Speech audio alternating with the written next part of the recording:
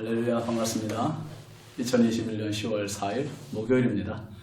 오늘도 주의 은혜 가득한 복된 하루 되십시오. 찬송 499장입니다.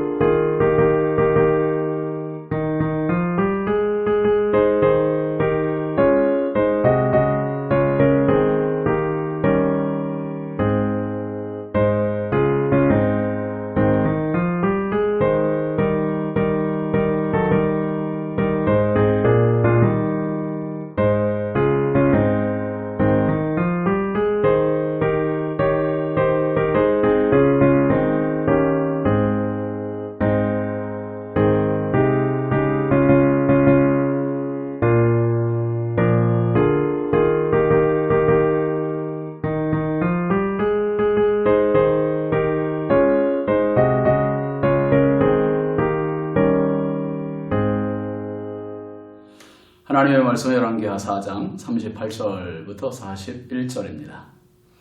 엘리사가 다시 길갈에 이르니 그 땅에 흉년이 들었는데 선지자의 제자들이 엘리사의 앞에 앉은지라.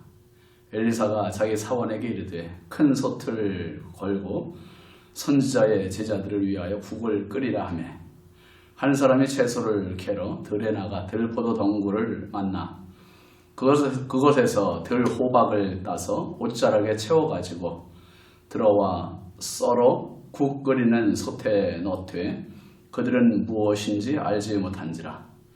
이에 포다가 무리에게 주어 먹게 하였더니 무리가 국을 먹다가 그들이 외쳐 이르되 하나님의 사람이여 솥에 죽음의 독이 있나이다 하고 능히 먹지 못하는지라. 엘리사가 이르되 그러면 가루를 가져오라 하여 솥에 던지고 이르되 포다가 무리에게 주어 먹게 하라 하매 이에 솥 가운데 독이 없어지니라. 아멘. 오늘 말씀 제목은 독을 제거하라 입니다. 독을 제거하라. 미국에 US 플라스틱이라는 회사가 있는데 그 회사의 사장이 스테니템이라고 하는 사장입니다. 교회 장로이기도 하죠. 크리스찬 사업가입니다.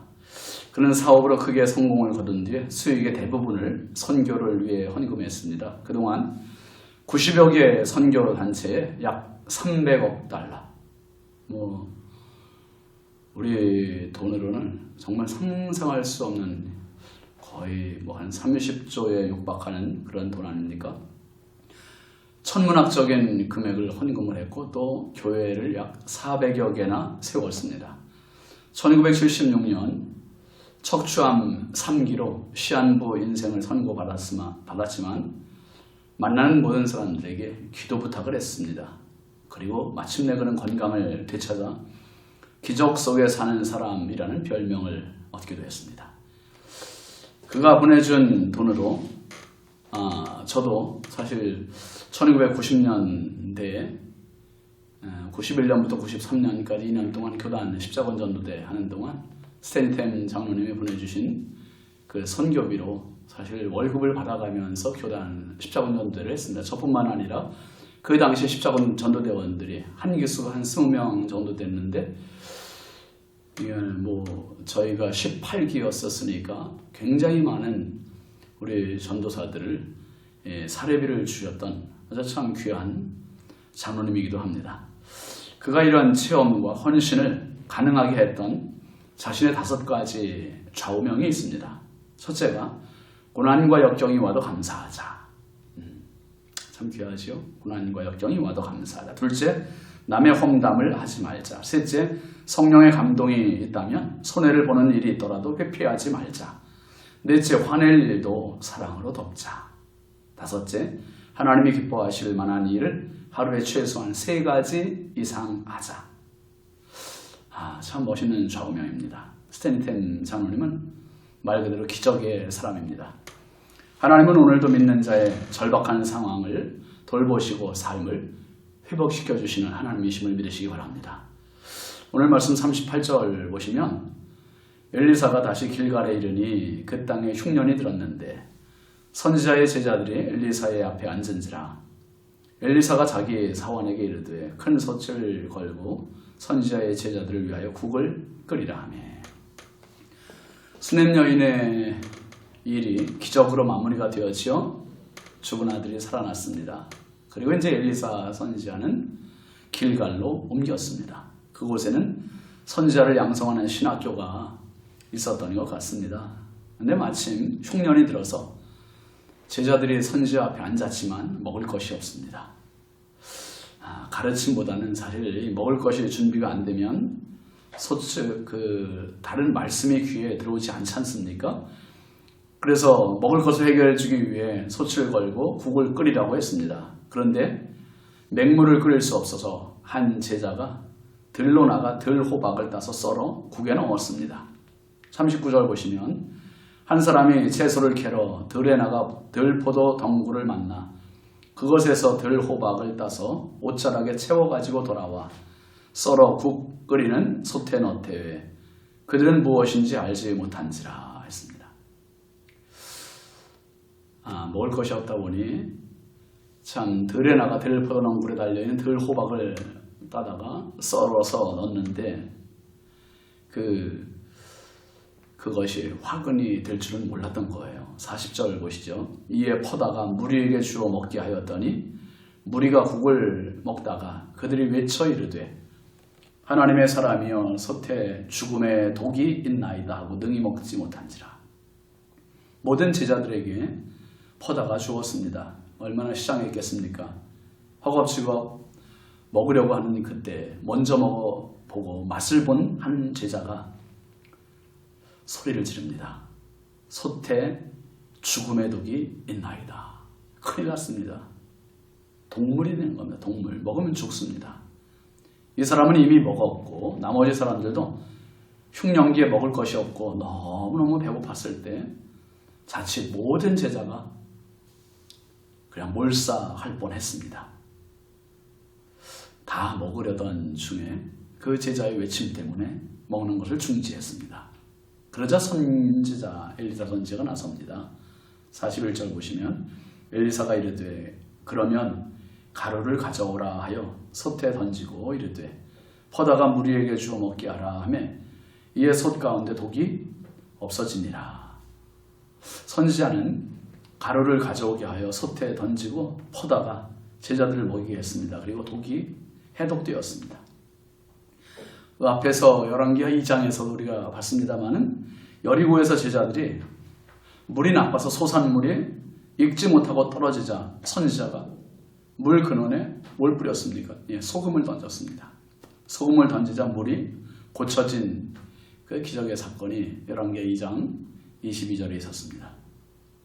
이미 국을 먹은 제자들도 있고 지금 먹기를 기다리는 제자들도 있고 그런데 이미 먹은 제자들도 죽지 않았습니다. 아무 해가 없습니다. 독이 또 가시게 되어서 모두가 다 먹게 되었습니다. 여러분 얼마나 감사한 일이고 기적입니까? 세상에는 수많은 독이 있습니다. 음식에도 술 같은 먹지 말아야 할 독이 있고요. 죄로 치우치게 하는, 죄로 유혹하는 유혹의 독소들이 세상에 가득합니다. 예수님은 제자들에게 이렇게 권세를 말씀하시고 주셨습니다. 마가복음 16장 17절 18절 말씀인데요. 믿는 자들에게는 이런 표적이 따르리니 곧 그들이 내 이름으로 귀신을 쫓아내며 새 방언을 말하며 뱀을 집어 올리며 무슨 독을 마실지라도 해를 받지 아니하며 병든 사람에게 손을 얹은즉 나으리라 하시더라. 성도의 삶은 독을 먹고 죽어가는 인생이 아니라 성령의 권능으로 날마다 소금과 빛이 되어 독을 제거해주는 사람, 살려주는 인생, 이게 바로 성도의 삶입니다.